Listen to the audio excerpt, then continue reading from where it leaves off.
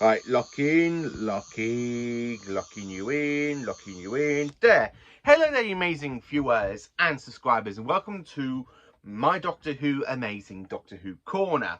Now, I am going to do my review on Doctor Who Once and Future, story number 1, Past Lives. So, I did my unboxing video yesterday to the 6 of them, and the rest are behind me, because I've kind of done something amazing with my Big Finish collection, because I kind of put all the multi-Doctor stories kind of together instead of having them as part as the main collection, so I can kind of have all the Doctors in their own timelines, and then when for multi stuff or Big Finish, just put them separately. So welcome to my review on Doctor Who Past Lives. So here is the actual CD. As you can see, we got the 4th Doctor played by Tom Baker, and of course it's not generally the 4th Doctor, it's a different type of the 4th Doctor. So before diving into the review, I will give you a little bit of the plot and really what makes me want to say what I do, how I feel about the story. So the plot itself is actually quite good, because instead of opening up to this kind of whole general about the Time War and all that, we kind of got the Doctor being hit by a degeneration weapon. And because he's been hit by it, it actually starts to cause him to degenerate. And it's actually quite good to hear all of the other actors who played the Doctor kind of in pain, because we get to hear a little bit of Sylvester McCoy, Colin Baker, Peter Davison, and of course we even have Stephen Noonan, who plays the 1st Doctor in Big Finish recently. I haven't really listened to anything with Stephen Noonan, so I was a little bit nervous of diving into his type of territory, but to actually hear him play the actual 1st Doctor, originally played by William Hartnell, I actually think he actually sounds quite good, and it makes me want to kind of dive into his series a little bit more, try and get his box sets later this year. But of course we have Michael Troughton doing the voice for the 2nd Doctor, where he goes, "Ah, yes, now this is progress, this is progress." And the degeneration made him change into the 3rd Doctor, played by Tim Taylor, but actually John Pertwee, but he actually does a good voice impressionist as John Pertwee. And straight away we dive into Tom Baker, the 4th Doctor.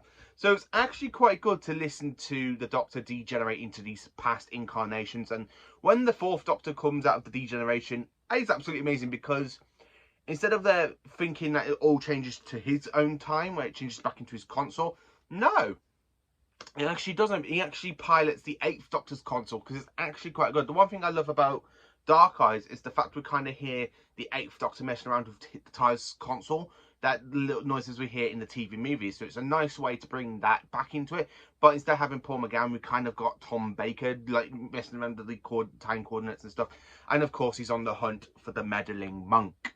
So that's literally the beginning of it. So the Doctor's been hit by a degeneration weapon in his 8th incarnation, and he starts to degenerate into past incarnations. And he does regenerate into future incarnations, as you saw in the covers yesterday with Christopher Eccleston and David Tennant.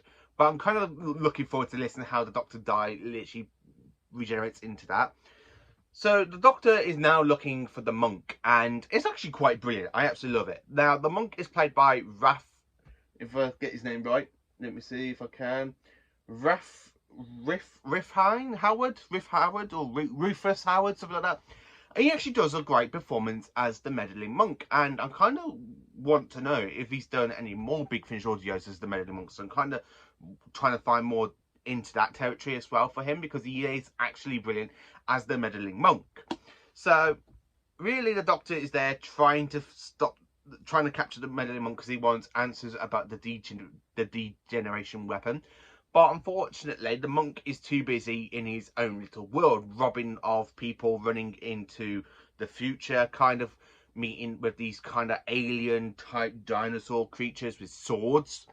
And they actually are called not the Hoff, not the Hifhoff. I can't think of the actual name of them, but they actually sound pretty amazing. And the way that apparently the 4th Doctor encountered these in a past adventure with Unit and Sarah Jane is actually done quite well.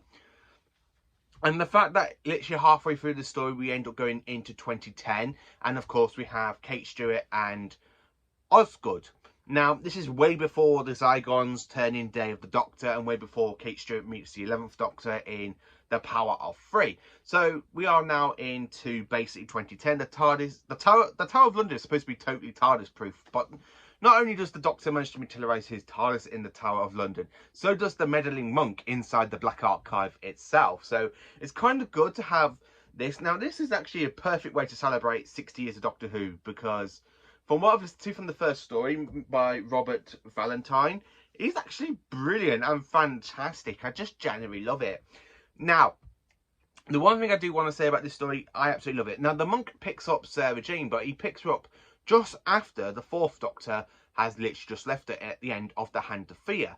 So really, for Sarah Jane's point of view, she's only just left the Doctor, then she gets kidnapped by the monk, and then she sees the 4th Doctor again. But when the 4th Doctor explains, saying, I've degenerated. I have degenerated. I have had a couple of faces since I last saw you, Sarah Jane.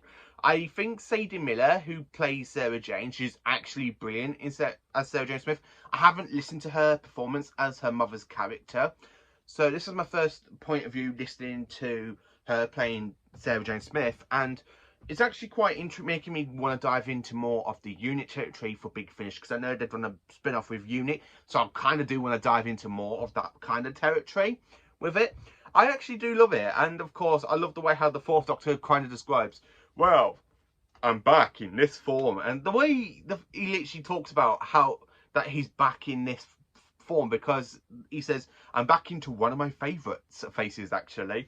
I absolutely cracked up, because Tom Baker is absolutely superb as the 4th Doctor in this audio, as the Doctor, as a degenerated Doctor. I absolutely love Tom Baker's performance in this audio adventure. He's absolutely brilliant. Gemma Redreeve, who plays Kate Stewart, she literally gets on ball like she always does with the TV series. And it actually kind of makes me a little bit happy now, because Kate Stewart in Big Finish has met the 3rd Doctor in The Legacy of Time. And I have got a review to do on that box set. But it's actually quite nice to listen to her react with another Doctor. So it's nice. So basically, in my head's canon, I can actually say that Kate Stewart has actually met the 3rd, 4th, War, 10th, 11th, 12th, 13th, 14th, and 15th Doctors. She's kind of met more reincarnations of the Doctor than her own father has. And that's through TV and Big Finish as a character, which is actually quite brilliant.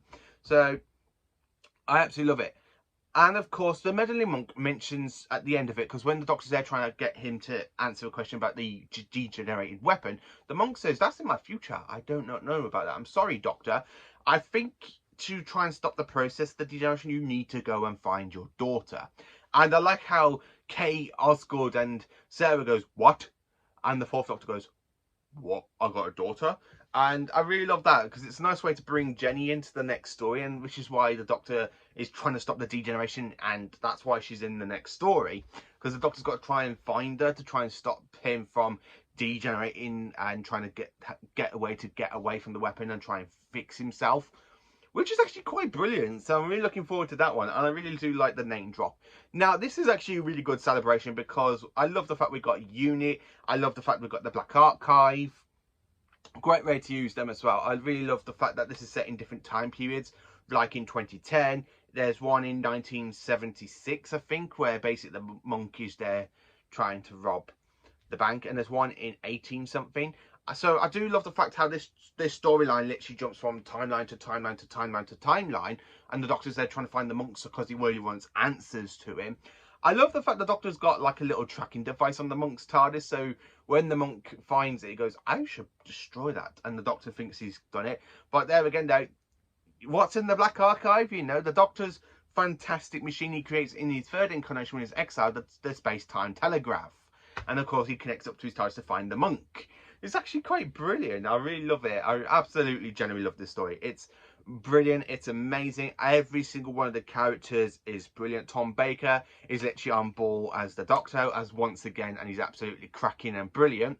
I'm hoping we get more Tom Baker this year, because he's just genuinely fantastic, which is one of the reasons why he is my favourite Doctor. No matter how much I love him in the TV series, in Big Finish, from what I've listened to and a couple of his audios, he's absolutely amazing, and I just genuinely love him. I really love Sadie Miller, aka the daughter of Elizabeth Sladen, who plays Sarah Jane. She's actually quite good in a mother's role. I really love the fact that Jenna Revelich is absolutely brilliant again as Kate Stewart. I really like her in...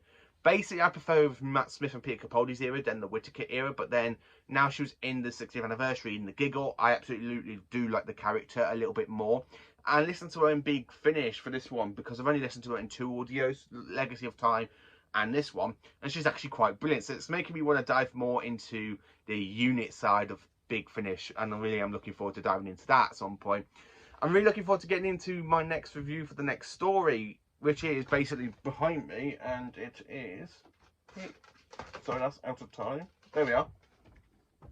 The Artist at the End of Time. I'm really looking forward to diving into this one, because I think...